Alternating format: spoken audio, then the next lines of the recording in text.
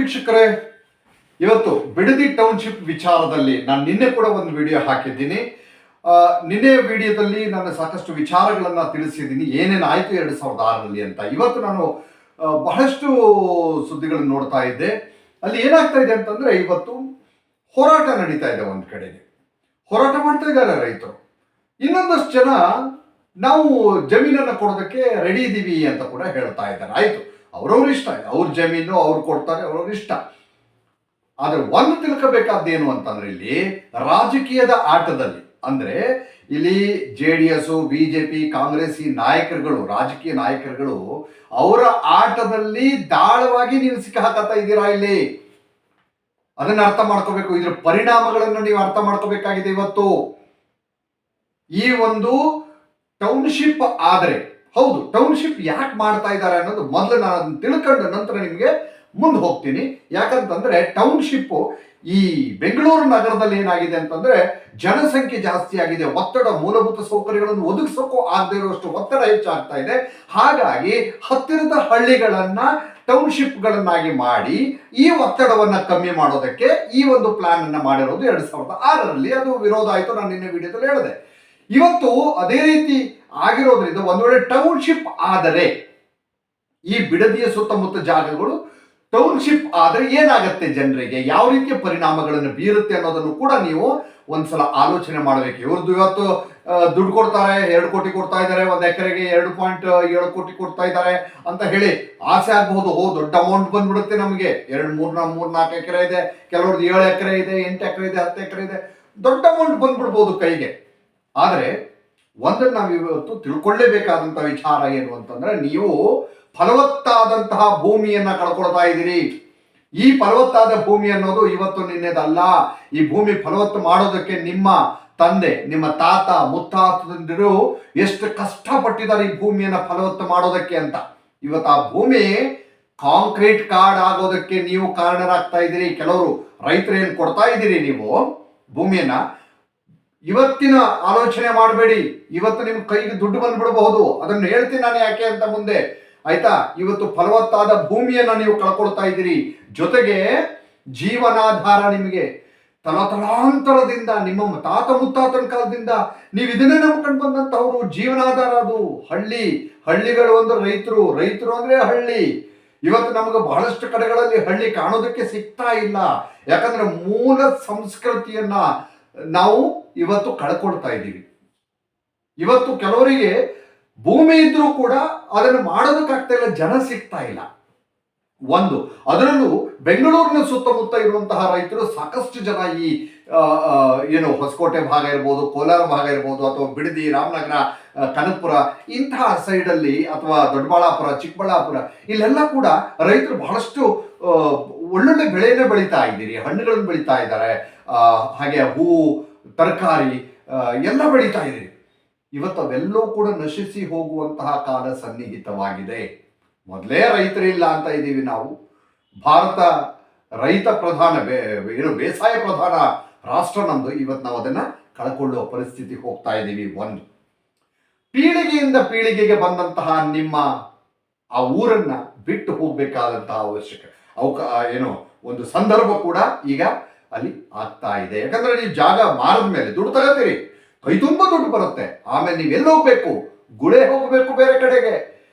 ಆ ತಾತ ಮುತ್ತಾತನ ಕಾಲದಿಂದ ಬಂದಂತಹ ನೆನಪು ಇದೆಯಲ್ಲ ಆ ಊರಲ್ಲಿ, ಆ ಊರೇ ನೋಡಕ್ ಸಿಗಲ್ಲ. ಆಮೇಲೆ ನಿಮ್ಮ ಜಾಗವೇ ನಿಮ್ಗಿರಲ್ಲ.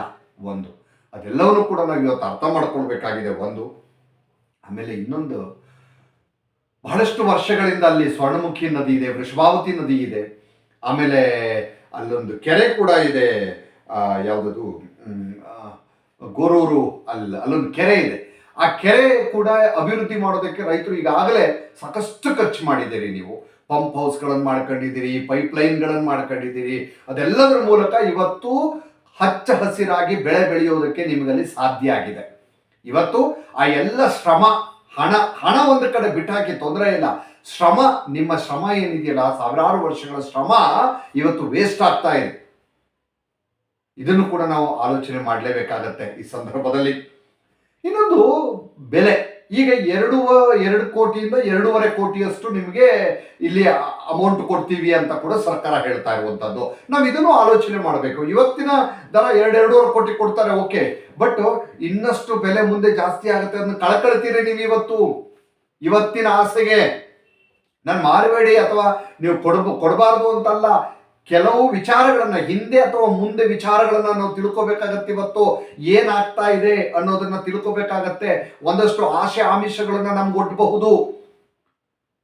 ನನಗೆ ಈ ಕೆಲವರು ಮಾತುಗಳನ್ನು ಕೇಳಿದಾಗ ನಂಗೆ ಏನು ಅನಿಸ್ತು ಅಂತಂದ್ರೆ, ಕೆಲವರು ನನ್ನ ಜಮೀನು ಕೊಟ್ಬಿಡ್ತೀನಪ್ಪ, ನನ್ನ ದುಡ್ಡು ಬಂದ್ಬಿಡತ್ತೆ ಅಂತ ಹೇಳ್ತಾ ಇದ್ದಾರೆ. ಇನ್ನೊಂದಷ್ಟು ಜನ ಇಲ್ಲ, ನಾನು ಯಾವುದೇ ಕಾರಣಕ್ಕೂ ನನ್ನ ಜಮೀನು ಕೊಡಲ್ಲ ಅಂತ. ಇಲ್ಲಿ ಈ ಟೌನ್ಶಿಪ್, ಬಿಡದಿ ಟೌನ್ಶಿಪ್ ಭಾಗ ಏನಿದೆಯಲ್ಲ, ಈ 5-6 ಹಳ್ಳಿಗಳು, ಇಲ್ಲಿ 2 ಭಾಗ ಆಗಿದೆ. ಒಂದು ಕಾಂಗ್ರೆಸ್ ಕಾರ್ಯಕರ್ತರು ಅನಿಸ್ಕೊಂಡಂಥವ್ರು ಅಥವಾ ಕಾಂಗ್ರೆಸ್ನ ಒಲವಿರುವಂಥವ್ರು ಒಂದು ಕಡೆ, ಇನ್ನೊಂದು JDS ಅಥವಾ ಕುಮಾರಸ್ವಾಮಿ ಅವರ ಜೊತೆಗಿರುವವರು ಅಥವಾ ಅವರ ಅನುಯಾಯಿಗಳು ಅಥವಾ ಅವ್ರನ್ನ ಪ್ರೀತಿ ಮಾಡುವಂಥವ್ರು ಅಂತ ಹೇಳಬಹುದು. ಇಲ್ಲಿ 2. ಇದರಲ್ಲಿ ಕಾಂಗ್ರೆಸ್ಗೆ ಸೇರಿದಂಥವರು ಕಾಂಗ್ರೆಸ್ ಸರ್ಕಾರ ನಾವು ಅಪೋಸಿಟ್ ಮಾಡೋಕ್ಕಾಗಲ್ಲ, ಇರಲಿ ನಮ್ಮ ಜಮೀನು ಕೊಟ್ಬಿಡೋಣ, ದುಡ್ಡು ಬಂದ್ಬಿಡುತ್ತೆ ನಮಗೆ ಅಂತ ಹೇಳುವಂತಹ ಒಂದು ವರ್ಗ. ಆದರೆ ಕುಮಾರಸ್ವಾಮಿ ಕಡೆಗೆ ಇರುವಂಥವ್ರಲ್ಲಿ ಕೆಲವರಿಗೆ ಹೇಳ್ತಾ ಇದ್ರು, ಅವ್ರು ಕುಮಾರಸ್ವಾಮಿ ಕಡೆಯವ್ರೆ, ಅವ್ರಿಗೆ ಏನೋ ಜಾಗ ಕೊಡಲ್ಲ ಅಂತ. ಇದು ರಾಜಕೀಯವಾಗಿ ತಿರುವು ಪಡ್ಕೊಳ್ತಾ ಇದೆ. ಇಲ್ಲಿ ನಿಮ್ಮದ್ರೆ ಆಲೋಚನೆ ಮಾಡ್ತಾ ಇಲ್ಲ ನೀವು. ನಿಮ್ಮ ಹಿಂದಿನಿಂದ ಬಂದಂಥದ್ದು ಅಥವಾ ನಿಮ್ಮ ಮಕ್ಕಳಿಗೆ ಮೊಮ್ಮಕ್ಕಳಿಗೆ ಏನ್ ಮಾಡಿಡ್ಬೇಕು ಅದ್ರ ಬಗ್ಗೆ ಆಲೋಚನೆ ಮಾಡ್ತಾ ಇಲ್ಲ. ಬರೀ ಇಲ್ಲಿ ರಾಜಕೀಯವಾಗಿ ಹೋಗ್ತಾ ಇದೆ ಅನ್ನೋದು ಸ್ಪಷ್ಟವಾಗಿ ಗೋಚರ ಆಗ್ತಾ ಇದೆ. ಇವರು ಬೆಳೆ ಬೇಯಿಸ್ಕೊಳ್ಳೋದಕ್ಕೆ ಇವತ್ತು ನೀವು ದಾಳಿಗಳಾಗಿದ್ದೀರಿ. ನೀವು ಮುಂದೆ ಪರಿಪಾಟಲ್ಪಡುವಂತಹ ಪರಿಸ್ಥಿತಿ ಎದುರಾಗಬಾರದು ಅಂತ ಈ ಮಾತನ್ನ ನಾನು ಹೇಳ್ತಾ ಇದ್ದೀನಿ. ಇನ್ನೊಂದು, ಹಣ ದುರುಪಯೋಗ ಆಗುವಂತ ಸಾಧ್ಯತೆ ಇದೆ.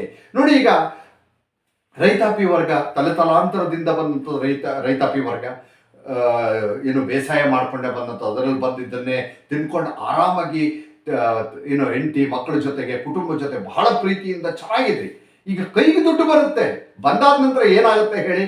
ಪಾಲಾಗತ್ತೆ, ಒಬ್ರಿಂದೊಬ್ರಿಗೆ ಪಾಲಾಗತ್ತೆ, ಡಿವೈಡ್ ಆಗತ್ತೆ. ನನ್ ಸಿಕ್ಕಿಲ್ಲ, ನಿನ್ ಸಿಕ್ಕಿಲ್ಲ, ನನ್ ಕಮ್ಮಿ ಆಯ್ತು, ನಿನ್ ಜಾಸ್ತಿ ಆಯ್ತು, ಇದು ಹೊಡೆದಾಟಗಳಾಗ್ತವೆ. ಅದ್ರ ಜೊತೆಗೆ ಈ ಹಣ ಬಂದಂತ ಹಣ ಆಯ್ತಪ್ಪ, ನಿಮ್ ಕೈಗೆ 10 ಕೋಟಿ ಬಂತು ಅಂದ್ಕೊಳ್ಳಿ, ಎಷ್ಟು ವರ್ಷ ಆ ದುಡ್ಡನ್ನು ಹೇಗೆ ನೀವು ಖರ್ಚು ಮಾಡ್ತೀರಿ ಅನ್ನೋದು ಕೂಡ ಈಗ ವಯಸ್ಸಾದ ತಂದೆ ತಾಯಿಗಳಿಗೆ ಚಿಂತೆ ಆಗ್ತಾ ಇದೆ. ಮಕ್ಕಳು ಏನ್ ಮಾಡ್ಬಿಡ್ತಾರಪ್ಪ ಮುಂದೆ ಅಂತ ದುರುಪಯೋಗ ಆಗುವಂತಹ ಸಾಧ್ಯತೆ ಇದೆ. ಬೇರೆ ಎಲ್ಲೋ ಹಾಕಿ ಹಣ ಕಳ್ಕೊಳ್ಳುವಂತಹ ಸಾಧ್ಯತೆ ಇರುತ್ತೆ.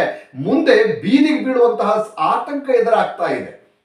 ಕಂಪ್ಲೀಟ್ ಆಗಿ ನೀವು ಹಣನ ಕೆಲವರು ಒಳ್ಳೆ ಇದರಲ್ಲಿ ಬಳಸ್ಕೋಬಹುದಾ ಏನೋ, ಆದರೆ ಎಲ್ಲರಲ್ಲೂ ಹಾಗಾಗತ್ತೆ ಅನ್ನೋದು ಹೇಳೋದಕ್ಕೆ ಸಾಧ್ಯ ಇಲ್ಲ.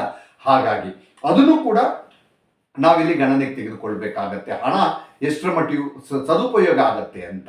ಇನ್ನೊಂದು ನೋಡಿ, ಈಗ ಹಚ್ಚ ಹಸಿರಾಗಿರುವಂತಹ ಬಯಲು ಭೂಮಿ, ಪರಿಸರ, ಒಳ್ಳೆ ವಾತಾವರಣ ಇದೆ. ಎಲ್ಲರೂ ಕೂಡ ವೀಕೆಂಡ್ ಬಂದ್ರೆ, ಬೆಂಗಳೂರಿನಲ್ಲಿರುವಂಥವ್ರು ಕಾಂಕ್ರೀಟ್ ಕಾಡಲ್ಲಿ ವೀಕೆಂಡ್ ಬಂದ್ರೆ ಇಲ್ಲೇ ಅಕ್ಕಪಕ್ಕದಲ್ಲಿರುವಂತಹ ಒಂದು ಹಳ್ಳಿಗೆ ಹೋಗಿ ಬರೋಣಪ್ಪ, ಅಥವಾ ಅಲ್ಲೇ ಯಾವುದೋ ರೆಸಾರ್ಟೋ, ಒಳ್ಳೆ ವಾತಾವರಣ ಸಿಗತ್ತೆ ಅಂತ ಹೇಳ್ತೀವಿ. ಇವತ್ತು ಬಿಡದಿ ಬಹಳ ಒಳ್ಳೆ ಫಲವತ್ತಾದ ಭೂಮಿ, ಹಚ್ಚ ಹಸಿರಿನ ಭೂಮಿ ಇವತ್ತು ಕಾಂಕ್ರೀಟ್ ಕಾಡು ಆಗೋದಕ್ಕೆ ಎಲ್ಲ ಸಿದ್ಧತೆ ಆಗ್ತಾ ಇದೆ. ಇದರಿಂದ ತಾಪಮಾನ ಹೆಚ್ಚಾಗತ್ತೆ, ಪರಿಸರ ನಾಶ ಆಗತ್ತೆ, ಹೀಟ್ ಜಾಸ್ತಿ ಆಗತ್ತೆ, ತಾಪಮಾನ, ಜಾಗತಿಕ ತಾಪಮಾನ ಹೆಚ್ಚಾಗುವಂತ ಸಾಧ್ಯತೆ ಕೂಡ ಖಂಡಿತವಾಗ್ಲೂ ಇದೆ. ಇದರ ಬಗ್ಗೆನೂ ಕೂಡ ಆಲೋಚನೆ ನಾವು ಮಾಡಲೇಬೇಕಾಗತ್ತೆ. ಆಮೇಲೆ ಇನ್ನೊಂದು ವಿಚಾರ, ಈಗ 2 ದಶಕ ಆಯ್ತು, 20 ವರ್ಷ ಆಯಿತು. 2006ರಲ್ಲಿ ರೆಡ್ ಝೋನ್ ಅಂತ ಮಾಡಿಬಿಟ್ರು ಈ ಪ್ರದೇಶವನ್ನು. ಅಂದ್ರೆ ಯಾವುದೇ ದೊಡ್ಡ ದೊಡ್ಡ ಕೈಗಾರಿಕೆಗಳು ಬರಬಾರ್ದು ಅಥವಾ ಇನ್ನೊಂದು ಮತ್ತೊಂದು ಒಂದಷ್ಟು ನಿಯಮಗಳನ್ನ ಹೇರ್ಬಿಟ್ರು. ಇದರಿಂದ ಏನಾಗಿದೆ ಅಂದ್ರೆ, ತುರ್ತು ಪರಿಸ್ಥಿತಿಯಲ್ಲಿ ಅಲ್ಲಿದ್ದಂತ ರೈತರಿಗೆ ತಮ್ಮ ಜಮೀನನ್ನು ತಾವೇ ಮಾರಕ್ಕಾಗ್ತಾ ಇಲ್ಲ, ಅಥವಾ ಬ್ಯಾಂಕಿಂದ ಸಾಲ ಪಡ್ಕೊಳ್ಳೋಕ್ಕೂ ಕೂಡ ಆಗ್ತಾ ಇಲ್ಲ. ಇದರಿಂದ ಏನಾಗಿದೆ, ಅಲ್ಲಿಯ ರೈತರು, ಅಲ್ಲಿಯ ಜನ ಆರ್ಥಿಕ ಸಂಕಷ್ಟಗಳನ್ನ ಈಗಾಗಲೇ ಎದುರಿಸ್ತಾ ಇದ್ದಾರೆ. ಆಯ್ತಾ? ಇದು ಬಹಳ ದೊಡ್ಡ ಮಟ್ಟದ ಪರಿಣಾಮ ಬೀರುತ್ತೆ ಅಲ್ಲಿಯ ಜನರ ಮೇಲೆ. ಯಾಕಂದ್ರೆ ಈಗ ಭೂಮಿ ಕಳ್ಕೊಡ್ತೀರಿ, ಕೈಗೇನೋ ಹಣ ಬರುತ್ತೆ, ಆ ಹಣ ಯಾವ ರೀತಿ ಉಪಯೋಗ ಆಗುತ್ತೆ ಅಥವಾ ಮುಂದಿನ ಜೀವನ ಯಾವ ರೀತಿಯಾಗಿ ಕಟ್ಕೊಳ್ತೀರಿ ಅನ್ನೋದು ಕೂಡ ಬಹಳ ಇಂಪಾರ್ಟೆಂಟ್ ಆಗ್ತಾ ಹೋಗುತ್ತೆ. ಹಾಗಾಗಿ ಈ ಎಲ್ಲವನ್ನೂ ಕೂಡ ನೀವು ಅರ್ಥ ಮಾಡ್ಕೋಬೇಕು. ಯಾರೋ ಬಂದು ನಿಮ್ ತಲೆ ಕೆಡಿಸಬಹುದು, ನಾನು ಇಷ್ಟು ಕೊಡ್ತೀನಿ ಅಷ್ಟು ಕೊಡ್ತೀನಿ ಅಂತೆಲ್ಲ ಹೇಳ್ಬೋದು. ಆದರೆ ನಿಮ್ಮ ಮಕ್ಕಳ, ನಿಮ್ಮ ಮೊಮ್ಮಕ್ಕಳ ಜೀವನಕ್ಕಾಗಿ ನೀವೇನ್ ಮಾಡ್ತೀರಿ, ಏನ್ ಮಾಡಿಡ್ತೀರಿ, ಅಥವಾ ಈ ಭೂಮಿಯನ್ನ ಕಳ್ಕೊಂಡ್ರೆ ತಲಾಂತರದಿಂದ ಬಂದಂತ ರೈತಾಪಿ ವರ್ಗ ಅನ್ನೋದೇ ನಾಶ ಆಗ್ಬಿಡುತ್ತೆ ಇವತ್ತು. ಅದನ್ನ ನೀವೆಲ್ಲರೂ ಕೂಡ ಇವತ್ತು ಬಹಳ ಗಂಭೀರವಾಗಿ ಚಿಂತನೆ ಮಾಡಬೇಕಾದಂತಹ ಸಮಯ ಇದೆ. ನೋಡೋಣ ಎಷ್ಟು ಮಂದಿಗೆ ಅರ್ಥ ಆಗುತ್ತೋ ಗೊತ್ತಿಲ್ಲ. ನನಗೆ ಗೊತ್ತಿದ್ದಷ್ಟು ನಾನು ಹೇಳಿದ್ದೀನಿ. ಏನೇನು ಪರಿಣಾಮಗಳು ಬೀರಬಹುದು ಇದರ ಹಿಂದೆ ಮುಂದೆ ಅಂತ. ನಿಮ್ಮ ಇಷ್ಟ, ನಿಮ್ಮ ಜಾಗ, ನಿಮ್ಮ ಹೊಲ, ನಿಮ್ಮ ಭೂಮಿ ನೀವು ಮಾರ್ಕೊಳ್ತೀರಿ, ನಿಮ್ಮ ಅವಶ್ಯಕತೆ. ಕೆಲವರು ಮಾರದೇ ಇರಬಹುದು, ಬಟ್ ನಿಮಗೆ ಬಿಟ್ಟಂತ ವಿಚಾರ. ಆದರೆ ಹಿಂದೆ ಮುಂದೆ ಸ್ವಲ್ಪ ಯೋಚನೆ ಮಾಡಿ ಹೆಜ್ಜೆ ಇಡೋದು ಬಹಳ ಒಳ್ಳೆಯದು. Thank you.